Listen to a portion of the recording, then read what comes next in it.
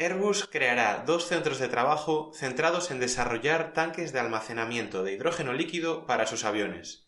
La compañía entiende que reducir el peso y el coste de estos equipos es fundamental para poder facilitar la entrada del hidrógeno en el sector de la aviación. Hoy hablaremos sobre el sector aéreo y sobre cómo el hidrógeno puede liderar la descarbonización en uno de esos sectores conocidos como difíciles de abatir. Yo soy Bryce Armiño. Y yo soy Javier Pollos. Bienvenidos al podcast del hidrógeno. El podcast del hidrógeno en español para España y Latinoamérica. ¡Empezamos!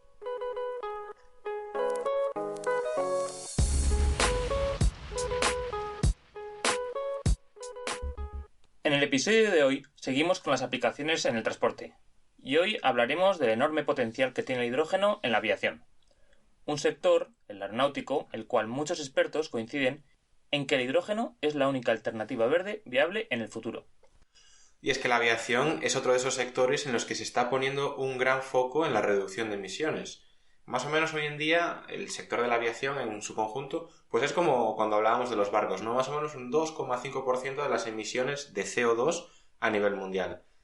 Y esto, bueno, la verdad que es algo, Javi, que yo no sé tú qué piensas que pasará, pero las proyecciones dicen que a 2050 pues que se doblaría, ¿no? Lo que puede ser las emisiones totales.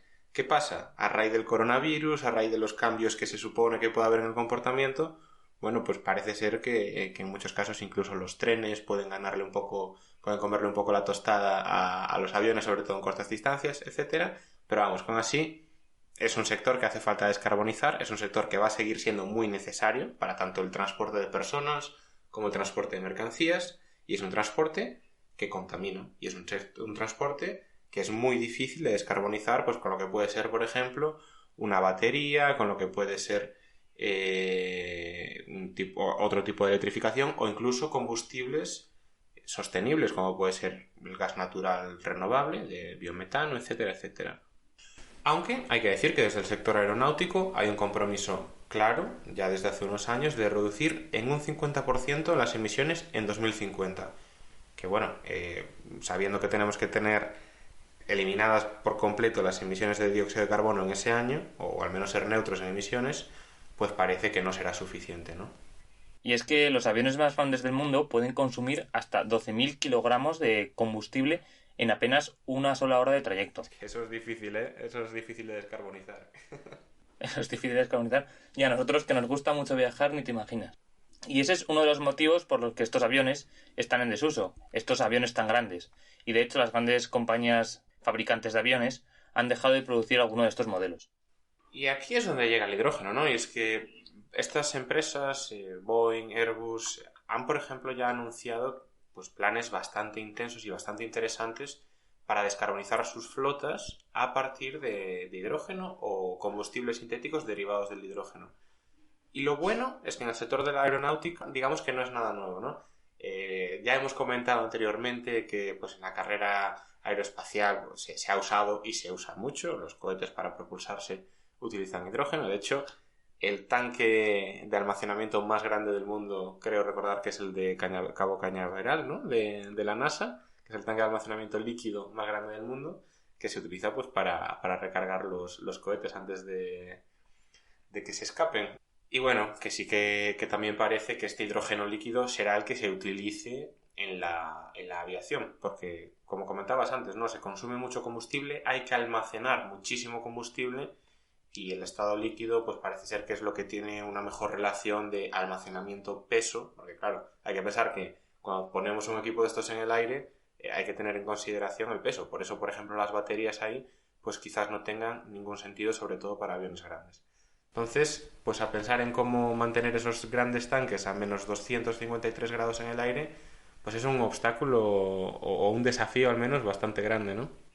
Claro, y una duda que tengo yo es a la hora de ver cómo se ha usado este hidrógeno que comentas en los aviones, si será en motores de combustión o en motores eléctricos. Estos motores eléctricos estarían propulsados por la electricidad generada en pilas de combustible. Algo así como ocurre con los demás vehículos que hemos visto durante los otros episodios del podcast. Y es que de este hecho ya ha habido prototipos con ambos tipos de motores a lo largo de la historia. Como ejemplo, mencionar alguno que otro, es que por ejemplo los rusos ya en los años 90, en la Unión Soviética, ya tuvieron un modelo experimental, el Tupolev Tu-155, que conseguía ser el primer avión del mundo en operar con hidrógeno. Luego también en 2008 Boeing ya presentó un modelo capaz de volar usando una pila de combustible. Además, el HY4 del proyecto H2Fly ya realizó en Alemania vuelos demostrativos con pasajeros en 2016. Con pasajeros que era el piloto y uno más, yo creo.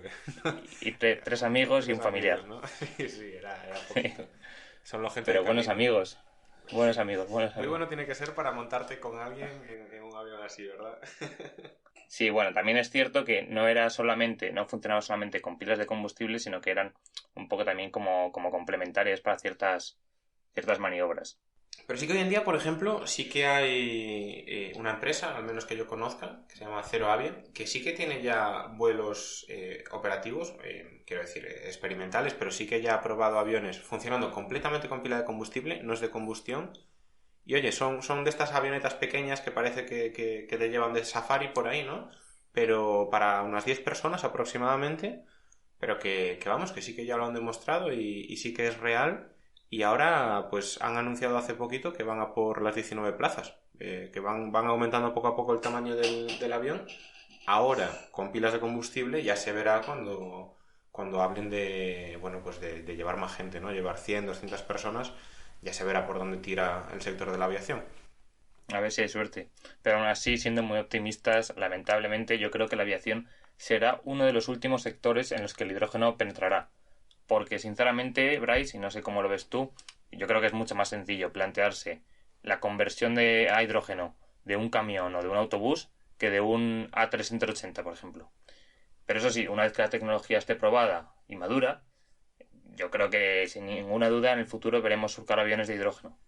Sí, yo desde el relativo desconocimiento que podemos tener nosotros, porque es un mundo realmente bastante cerrado, ¿no? Y bastante difícil de acceder, al menos al conocimiento, pues, hombre, me da la sensación de que es algo que tiene unos desafíos y unos obstáculos mucho más grandes de lo que puede ser un camión, como dices. Sobre todo por incluso la seguridad, ¿no? La necesidad de esa autonomía. Imagínate que te haces un vuelo pues desde donde estoy yo, desde Vigo hasta Estados Unidos. No hay avión de hidrógeno que pueda tener unos tanques tan grandes para almacenar esa cantidad de energía que se requiere, ¿no? Entonces, igual incluso hay que pensar en combustibles sintéticos, que de momento pues son muy caros. ¿Qué pasajero está dispuesto a pagar por eso?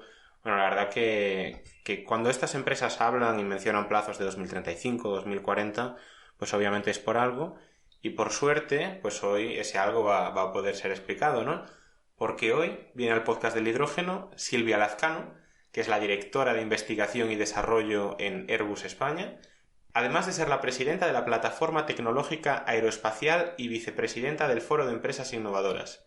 Silvia, bienvenida al podcast del hidrógeno y muchas gracias por estar aquí con nosotros. Bueno, pues gracias a vosotros, Atlantis, y a ti, Bryce, por contar con nosotros, por invitarnos. Es un placer, creo que tenéis un podcast que está siendo bastante exitoso. Muchas gracias. Antes que nada, Silvia, nos gustaría que te presentaras para que nuestros oyentes te conozcan un poco mejor. Ya me habéis introducido, simplemente pues comentaros que bueno, yo ya peino canas, llevo 40 años de ejercicio profesional. Comencé mi andadura en la investigación pública, estuve 7 años trabajando en el CSIC y bueno, pues de ahí pasé a casa, después Airbus y he tenido diferentes puestos, diferentes roles, pero bueno, hace ya 10 años me pidieron desarrollar y coordinar el área de tecnologías de Airbus en España. Yo sí he tenido, como os he dicho, diferentes puestos, pero he intentado, quitando cortos periodos de tiempo, nunca abandonar la actividad investigadora y de innovación, que en realidad es mi pasión. Así que en ese rol pues monté todo lo que es la gobernanza, la estrategia, el concepto de plató donde sientas juntas a diferentes funciones y diferentes disciplinas. Monté un espacio de prototipado rápido y finalmente una aceleradora para ayudar al emprendimiento, y tanto externo, como es lo típico de las aceleradoras, como interno para proyectos de intraemprendimiento de empleados de la compañía. Y bueno, en esta presentación, pues sí habéis comentado que soy presidenta de la PAE, vicepresidenta del Foro de Empresas Innovadoras. Otro de mis convencimientos es que pues el asociacionismo y la colaboración pues es lo que nos lleva a realmente poder emprender grandes misiones y ser ambiciosos en los objetivos, y en ese sentido pues intento poder aportar allá donde me es posible. También incluso pues en los temas de diversidad de género y edad, pues trabajando en diferentes asociaciones o relacionadas con la innovación. No, pero bueno, me ha dado tiempo a tener 2 hijas también, que son otro de mis de mis motivos de orgullo. Claro. Bueno, ya para empezar con el tema aeronáutico, nos gustaría saber cómo desde la compañía, desde Airbus, habéis afrontado la pandemia. El sector de la aviación sí que ha sido uno de los más castigados, y lo habéis visto como una oportunidad para reinventaros. ¿Habéis invertido en innovación y os habéis sumado a esta gran apuesta global por la sostenibilidad? Pues mira, sí, la verdad es que en este caso esa frase, ¿no?, que es tan manida de que las crisis traen oportunidades, etcétera, pues en este caso es una realidad. O sea, ha sido muy duro, sobre todo el periodo especialmente a nivel laboral y a nivel, yo creo que personal, en el año 2020, el periodo más fuerte del confinamiento, donde realmente nos comprometimos como empresa también a aportar lo que pudiéramos, diseñando y fabricando EPIs o piezas para respiradores o también menos inmersos en la fabricación de respiradores. Pero bueno, independientemente de eso, que puso muy en valor todo el sistema de innovación en España, con la rapidez en que cada vez que hacíamos un llamamiento que necesitábamos colaboradores nos lo ofertaban, y eso lo hicimos pues a través de la plataforma tecnológica española. Pues realmente a nivel de lo que es nuestra propia empresa, sí que tenemos que decir que nunca nos hemos visto en un parón tan grande de producción. Es una crisis que no tiene ningún tipo de precedente en aeronáutica, pero sí que nos ha enseñado muchas cosas. Por un lado, nos ha mostrado la importancia que tiene la aviación para seguir conectando personas y para el transporte de mercancías, porque lo hemos echado mucho en falta durante esta pandemia. Pero en esos momentos en que, como digo, nuestro espíritu estaba completamente alterado, pues vimos que no estábamos dispuestos a dejar de movernos, que no estábamos dispuestos a tener encuentros cara a cara, a conectarnos con otras culturas, y esa es la vocación que nosotros tenemos, que es la de facilitar esos encuentros, seguir facilitándolos. Estamos muy convencidos de que esos encuentros son los que hacen de los individuos y las sociedades pues que sean más solidarios y más tolerantes.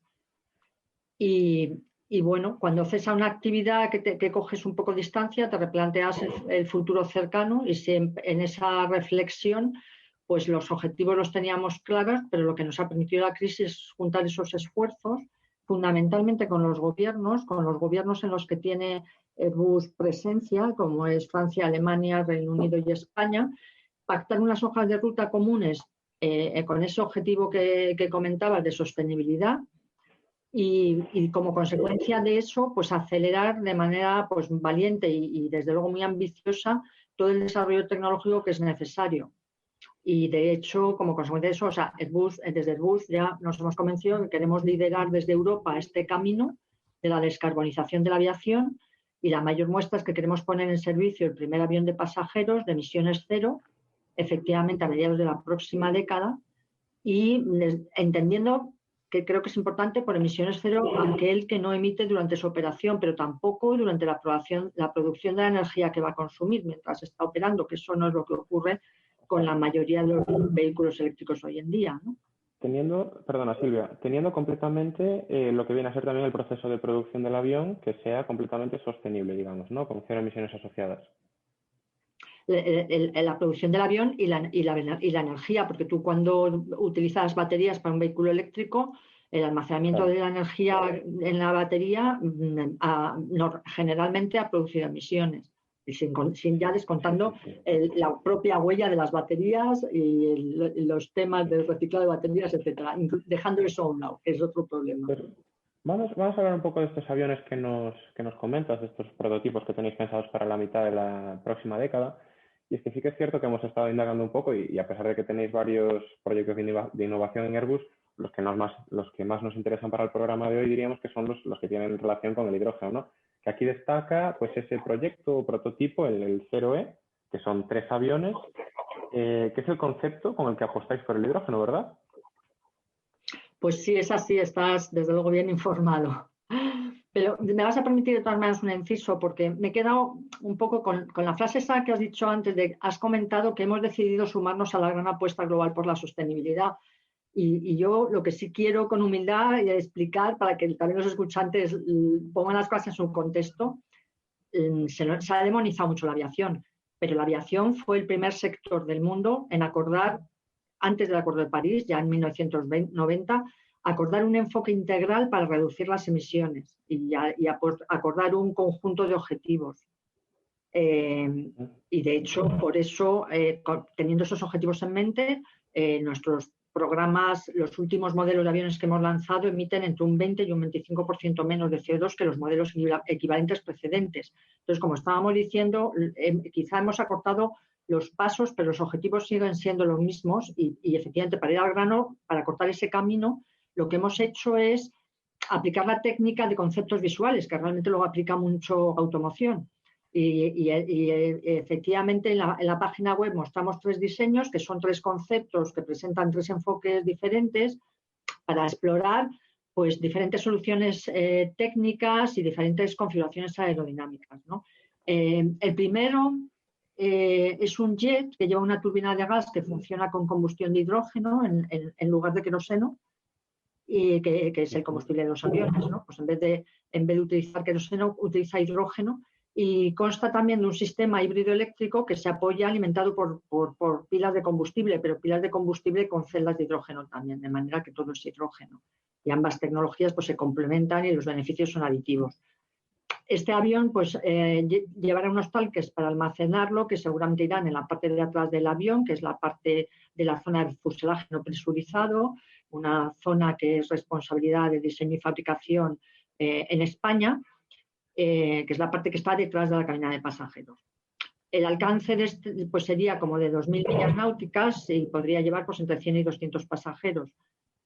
O sea, que apunta pues, a conexiones intracontinentales, ¿no? Que, pues, no sé, 2.000 millas náuticas equivalen a 3.700 kilómetros como un Madrid-Moscú. Es una configuración pues, muy parecida a un avión normal, pero con un fuselaje, vamos, clásico de queroseno, pero con un fuselaje más largo, ¿no? Esto, bueno, tiene algunos retos, ¿no? Pues mayor rozamiento, etcétera.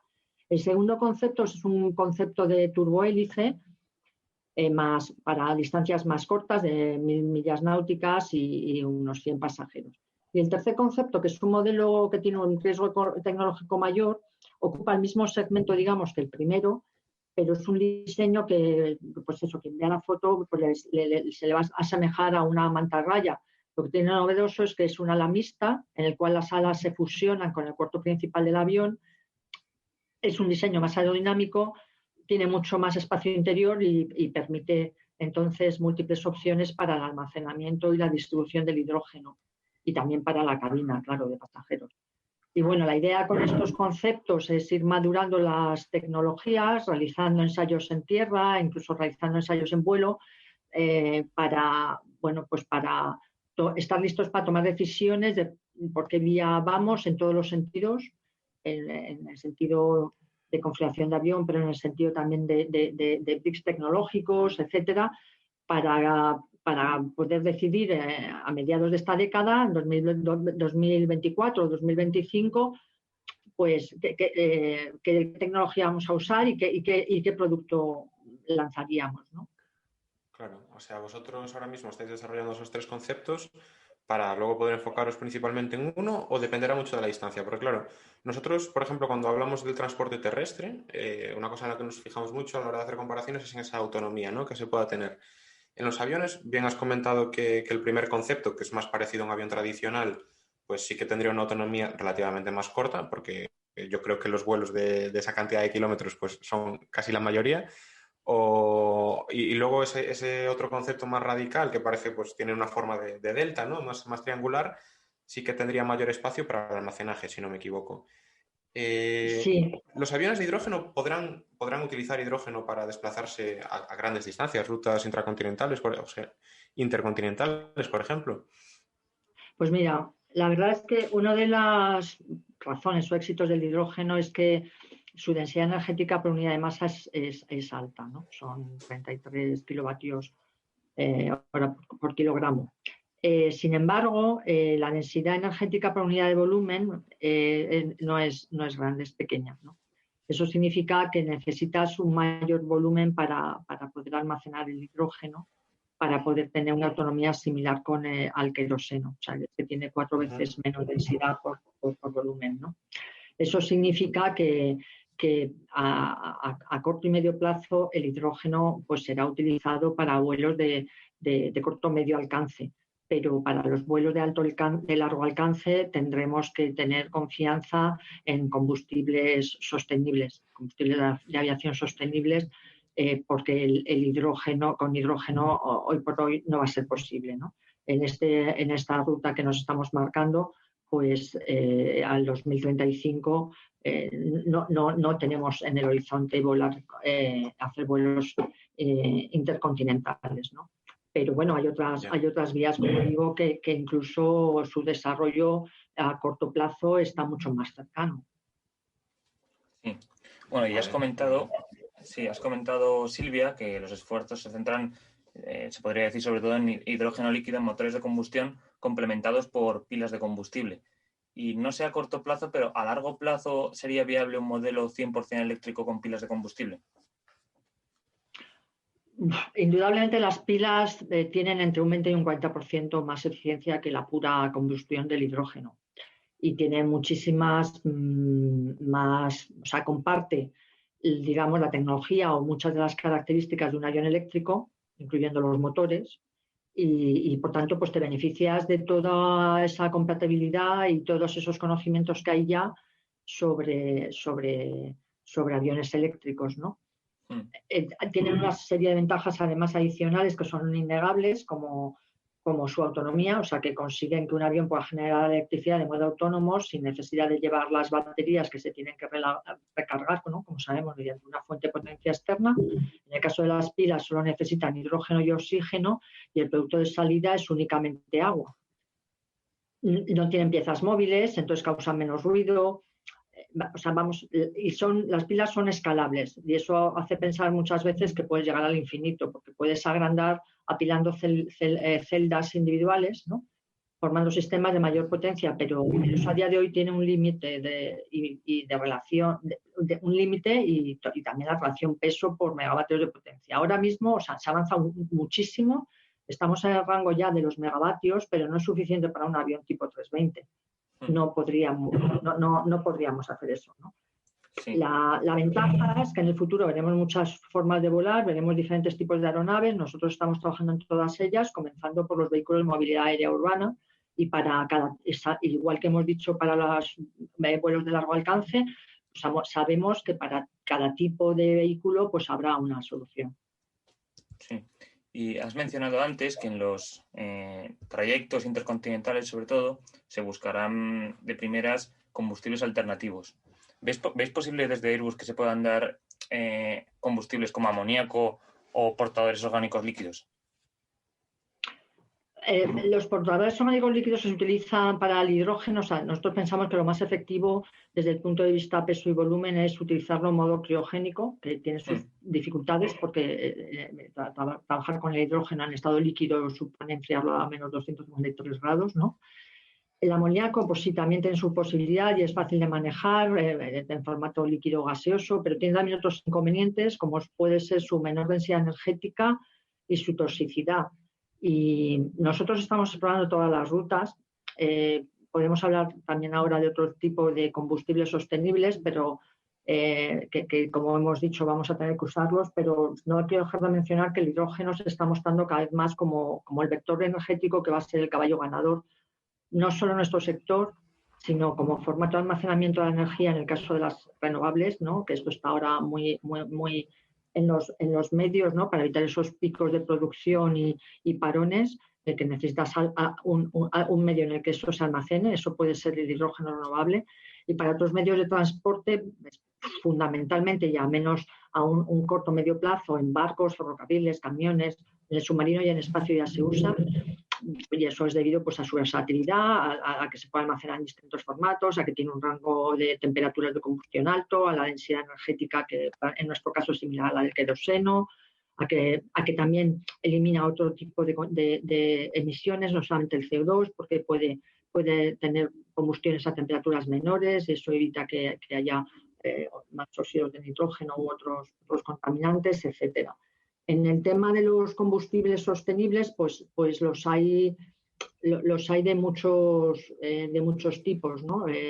Los tenemos pues de los que son que se pueden obtener a partir de residuos, de los que se pueden obtener a partir de biomasa, ¿no? de cultivos.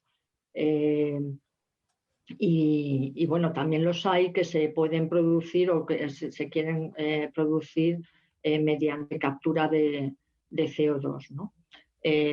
Todas esas vías son factibles, pero no quiero dejar de decir que es que realmente a día de hoy nosotros los aviones que tenemos como 10.000 aviones volando que están certificados para volar con un 50% de combustible sostenible. Algunos combustibles tienen un límite de porcentaje, dependiendo de los compuestos aromáticos que lleven, otros no. Bueno, estamos trabajando para poder volar con un 100%, pero incluso ya está certificado ese 50% y se puede, ahora mismo solo se usa un 0,1% del combustible de avión proviene de fuentes de combustible sostenible. No, nos habíamos metido en un círculo vicioso en el cual los productores pensaban que no había mercado, los usuarios no avanzábamos porque no había disponibilidad y bueno, yo ahora soy optimista. La verdad es que tenemos sí o sí que alcanzar una masa crítica suficiente en el 2025 y deberíamos estar poniendo ya un 2% en ese momento para subir exponencialmente hasta el 2030 y en el 2030 que fuera todo 100% combustible sostenible. Y eso es factible. Creemos que, vamos, un poco volviendo a las oportunidades de la crisis, yo creo que ahora mismo estamos en una nueva oportunidad. Creemos que ese círculo vicioso se va a poder romper gracias a los cambios de mentalidad y a los fondos específicos que trae la crisis sanitaria, ¿no? Los fondos de recuperación y resiliencia en Europa, etcétera. Y bueno, nosotros como empresa tractora del sector espacial en España estamos tratando de colaborar y catalizar el trabajo necesario con toda la cadena de valor, pero especialmente, claro, los productores potenciales y la administración española, para así asegurar que esa hoja de ruta que termina en el 2030 se pueda cumplir. Y bueno, en ese sentido, pues hemos estado mandando expresiones de interés a los ministerios, etcétera. Perfecto. Y bueno, una fecha que mencionáis mucho y que la verdad que sí que se repite mucho es a mitad de década del año que viene, el 2035, que es cuando pues, se prevé que se pongan en servicio las primeras aeronaves funcionando exclusivamente con hidrógeno, digamos. ¿Cuál es la estrategia de Airbus, ¿no? a medio plazo con el hidrógeno? Quiero decir, ¿cuáles son esos desafíos importantes que hay que superar para poder tener un avión plenamente operativo a base de hidrógeno? El peso de los tanques, el almacenamiento. ¿Dónde crees que están esos obstáculos, Silvia? Yo creo que están en tres ejes. Uno lo acabamos de mencionar, que igual que es aplicable al combustible sostenible, es aplicable al hidrógeno, que es el desarrollo de toda la cadena de valor. O sea, necesitamos el despliegue de la infraestructura adaptada a la transición a esa aviación de hidrógeno, eso es obligatorio. Necesitamos establecer hubs o centros de hidrógeno en los aeropuertos. ¿Para qué? Bueno, pues no solamente para tener toda la logística, sino para que mediante el uso del hidrógeno en todos los vehículos, por ejemplo, aeroportuarios, como puede ser pues, el traslado de las mercancías pesadas, los autobuses, los camiones de remolque, el transporte, ¿no? en las jardineras de los aeropuertos, etcétera, podamos utilizar todas esas plataformas y de toda de esa infraestructura irnos aprovechando, pero también creo que también es muy importante vencer un poco la falta de confianza, ¿no? de la sociedad o de la población en el hidrógeno, que ve en el hidrógeno a lo mejor algo potencialmente peligroso, ¿no? Creo que todo eso también hay que vencerlo. Entonces, impulsar ese hidrógeno verde es una necesidad, pero no solo para la aviación. Necesitamos que todos los medios de transporte pesado apuesten por esa misma fuente de energía para que se pueda desarrollar todo, la producción, el almacenamiento, la distribución, etcétera, para que se pueda desarrollar y tener en las fechas que necesitamos, con los volúmenes que necesitamos, en los sitios que necesitamos y a los precios que necesitamos, ¿no? Y para eso, pues, esa cadena de valor, no solamente la de las empresas privadas o incluso los organismos de investigación, ¿no? que hay que hacer más importante, pues se puede acelerar todo lo que tenga que ver no solo con infraestructuras, sino también con certificación, etcétera. Es decir, que tenemos que tener a bordo toda la parte, si quieres, privada, pero también la parte pública. Otro eje sería la propia integración de las tecnologías, cómo introducirlas e integrarlas en un sistema completo, en una aeronave tradicional, para sustituir los motores de queroseno. Para nosotros esa integración es un reto.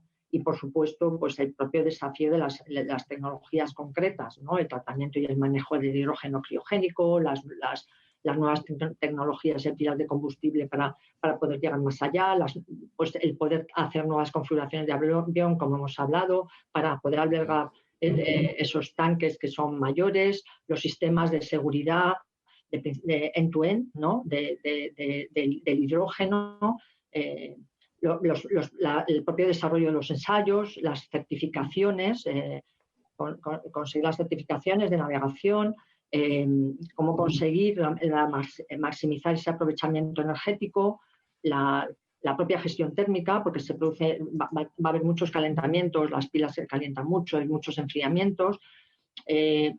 Las estelas, que son también uno de los temas que se dice que los aviones contaminan, ¿no? Que es esas líneas blancas, ¿no? Que en el fondo es vapor de agua, pues cómo eliminarlas. Es decir, estamos trabajando en muchos conceptos disruptivos, muchos diseños y estructuras. Aquí en España, sobre todo, pues lo que es una cola integrada que pueda albergar todos los sistemas que hagan posible la utilización de estas nuevas fuentes de energía. Es un salto importante, pero como digo, esto es un objetivo colectivo, ¿no?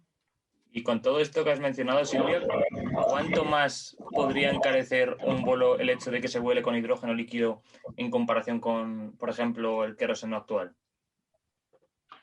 Pues mira, la verdad es que el precio al final lo ponen las líneas aéreas, pero lo que sí podemos decir es que el coste operativo del avión, por supuesto, depende del precio de su combustible, pero también no podemos olvidar que depende del precio de venta y del avión y del mantenimiento. Entonces, atendiendo primero a estos dos aspectos, es importante que señalemos que hemos desarrollado un sistema industrial capaz de fabricar estos aviones a un coste competitivo, porque de nada nos serviría además fabricar un avión que es capaz de volar con hidrógeno si luego no es aceptado por las líneas aéreas, ¿no? No conseguiríamos ese efecto sobre la descarbonización que queremos.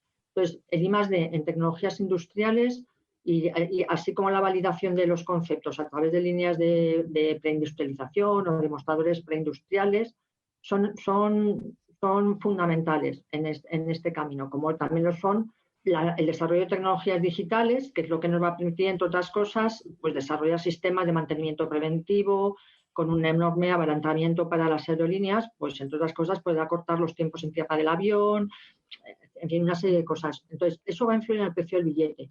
En cuanto al coste del hidrógeno en sí mismo, pues pasa un poco también como en el SAF. En realidad, depende en gran medida o todo de la economía de escala y va a depender de la demanda. Es por eso que es tan importante esa apuesta común a la que me refería antes de todo el transporte pesado por esa misma tecnología, porque de eso va a depender el coste al final del hidrógeno renovable. Claro. yo creo que ya para terminar, ¿cuál es entonces el futuro que le ve Airbus? Ya no solo a la tecnología del hidrógeno, que también, sino al futuro de la aviación. ¿Y qué es necesario para que este futuro pues, se pueda ejecutar y se plasme, ¿no? en aviones reales, digamos? Bueno, pues nosotros pensamos que el hidrógeno es en parte el futuro de la descarbonización de la aviación. Digo en parte porque, como hemos dicho, hay un porcentaje grande también que depende de los combustibles sostenibles, de todo tipo de combustibles, pero para eso es crucial que aceleremos todos los aspectos de regulatorios, de infraestructuras, esa apuesta común. También es